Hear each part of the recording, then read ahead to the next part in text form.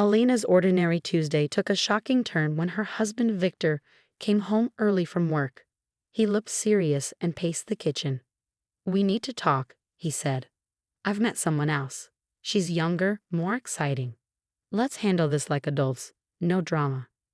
Alina froze, the knife in her hand still hovering over the vegetables. She was 43, not old, but Victor spoke as if she were useless. She set the knife down and turned to face him. Victor, 46, had recently dyed his gray hair and spent more time at the gym. Now, in a fancy suit, he looked like he was going through a midlife crisis. "How long?" Alina asked. 6 months, he said proudly. "She's 28 and works in our accounting department. You'll understand when you meet her. She's special." Alina noticed how he stressed the age difference minus 15 years younger. Their own daughter was only 6 years younger than this woman. "I'll be fair," Victor continued. "You can keep the apartment. I'll move in with Masha. That's her name. We'd already found a place." Alina stared at him. The apartment they worked so hard for was now his parting gift to her. "You've planned this well," she said, keeping her voice steady. "When do I meet her?" Victor hesitated, surprised at her calmness. "She's waiting downstairs. She can come up if you want." Alina smiled. "Please do invite her in. I'd love to meet the woman worth throwing away 18 years of marriage for." Victor quickly texted, and minutes later, footsteps echoed in the hallway.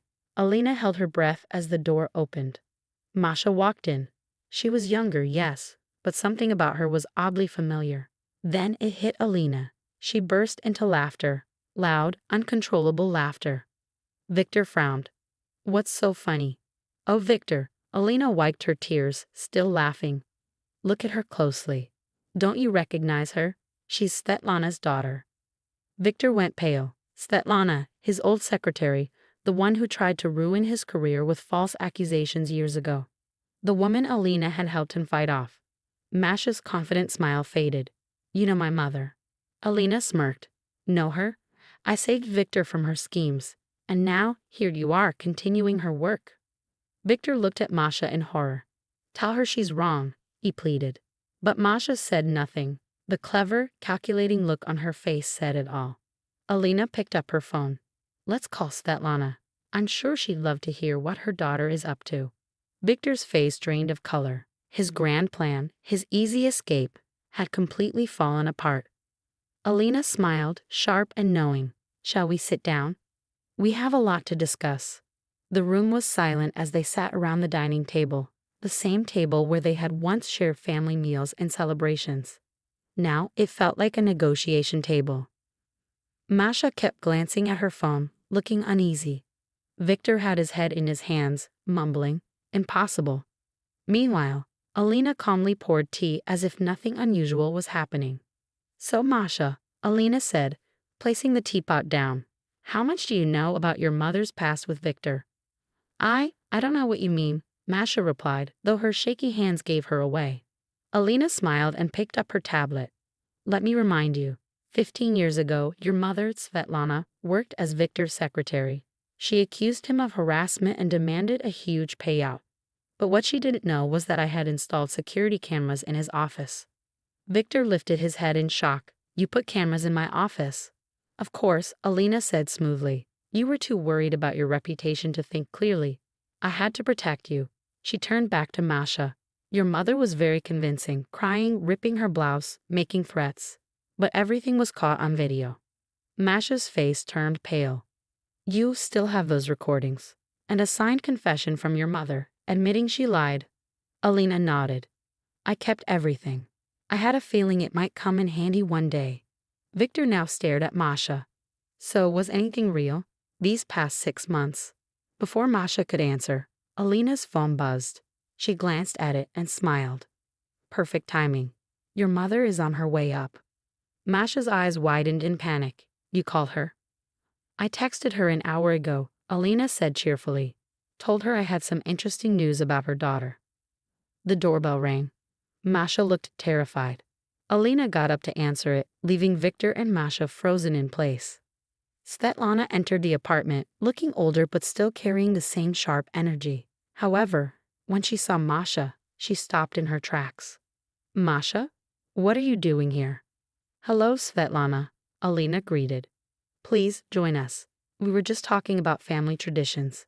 Mother, I can explain, Masha started, but Svetlana cut her off with a glare. Explain what? That you tried the same stupid trick that ruined my career? That got us banned from every company in the city? Svetlana turned to Alina. I swear I didn't know she was doing this. After what happened, Alina reminded her, you signed a confession and promised never to do it again. But did you ever tell your daughter about that? Victor finally spoke, his voice weak. So this was all a setup. From the beginning?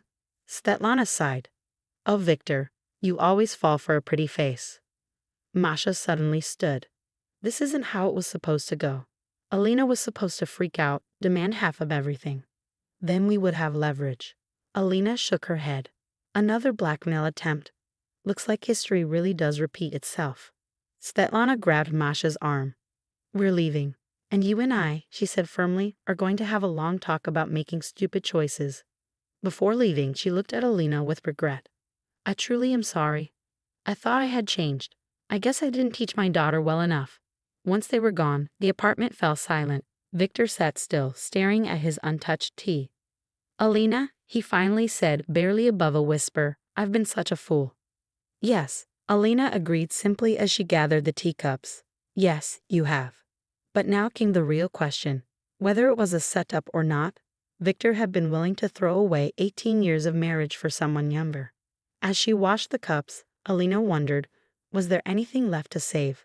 Or had Victor broken something that could never be fixed? The next few weeks passed in a blur of awkward silences and careful conversations. Victor moved into the guest room without being asked, seeming to understand that he'd lost the right to share their marital bed.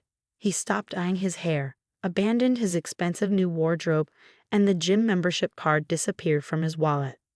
But it wasn't enough. One evening, as Alina sat in the living room reviewing work documents, Victor approached with 2 cups of tea, a peace offering that had become his nightly ritual. I've been thinking, he said, setting down her cup, about everything, about us. Alina looked up from her papers, studying the man she'd spent nearly 2 decades with. The gray was returning to his temples, and he looked older now, not because of his age, but because of the weight of his actions. I've been thinking too, she replied, accepting the tea. Remember when we first bought this apartment? We could barely afford the down payment. Victor nodded, a faint smile touching his lips. You insisted we could make it work. Said we'd eat nothing but pasta for a year if we had to. And we practically did. Alina laughed softly. But we made it work. We always made things work, Victor. Until you decided we weren't worth the effort anymore. The smile faded from his face. I know saying I'm sorry isn't enough. What I did, what I was willing to do, it's not just about Masha, Alina cut in. It's about you being ready to throw away 18 years of marriage because you felt old. Instead of talking to me, instead of working through it together, you looked for an escape route. Victor sat heavily on the couch beside her. I was scared, he admitted. Watching the gray come in, feeling less energetic, seeing younger men at work getting promoted, I convinced myself I needed to prove something. And did you? Prove anything? Yes, he said quietly. I proved I could be an absolute idiot who nearly destroyed the best thing in his life. Alina set down her tea and turned to face him fully. I'm not going to lie. Part of me wants to throw you out, file for divorce, and start fresh. But another part of me remembers the man who held my hand through 16 hours of labor, who stayed up all night helping our daughter with her science projects, who supported my career even when your mother said a wife shouldn't outshine her husband. Tears were flowing freely down Victor's cheeks now. I don't deserve another chance. No, Alina agreed, you don't. But marriage isn't about what we deserve. It's about what we're willing to fight for. She reached for her bag and pulled out 2 pieces of paper. So I made an appointment for us. Victor took the papers, reading them through watery eyes. Marriage counseling. Twice a week for the next 3 months. Consider it your last chance, Victor. We either fix this together, or we end it properly, not with some midlife crisis escape plan, but with dignity and honesty. Anything, he said immediately. I'll do anything. Good. Alina stood up, gathering her work papers. Because our first session is tomorrow morning at 9. Don't be late. 6 months later, Alina and Victor sat in the same kitchen where he'd once announced his plans to leave. But this time, they were celebrating. Their daughter was coming home for the weekend, and they were preparing her favorite meal together. "You're getting flour everywhere." Alina laughed as Victor attempted to roll out dough for pelmeni. "Hey, I'm learning," he protested, but his eyes sparkled with joy.